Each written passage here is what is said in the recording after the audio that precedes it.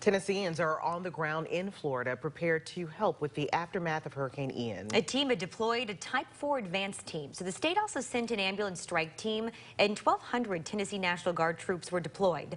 6 on your side, Wes Cooper, spoke to the East Tennessee Red Cross, which also has people in Florida. Hurricane Ian making landfall in Florida Wednesday, ripping through the state and leaving destruction.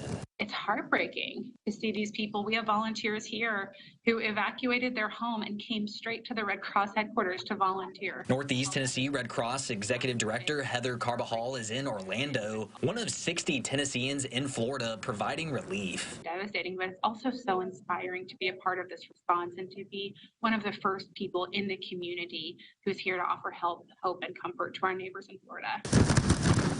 It is a large-scale operation, so Red Cross is always positioning themselves to be prepared. Right now, Red Cross staff and volunteers from East and Northeast Tennessee are working in a big effort. We're still figuring out what the impact's going to be. The needs are changing constantly. The Red Cross is ramping up volunteer recruiting efforts as Hurricane Ian moves through Florida. From desk jobs to field work, a lot of opportunities are available no matter someone's skill set. Looking at sheltering more than 60,000 people at this time is what we've been prepared to do, and those numbers will probably increase as the storm continues. According to Hudson, potential volunteers have the choice of whether to be deployed to a disaster area like following a hurricane or pitch in to help here at home. Our whole job is from start to finish on what we can do to help clients. Volunteers say, how can I help?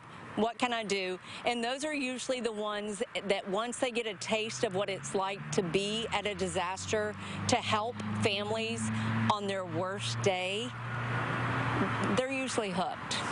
The Red Cross is offering fast-track shelter training for new volunteers. Reporting in Knoxville, this is Wes Cooper for Good Morning Tennessee.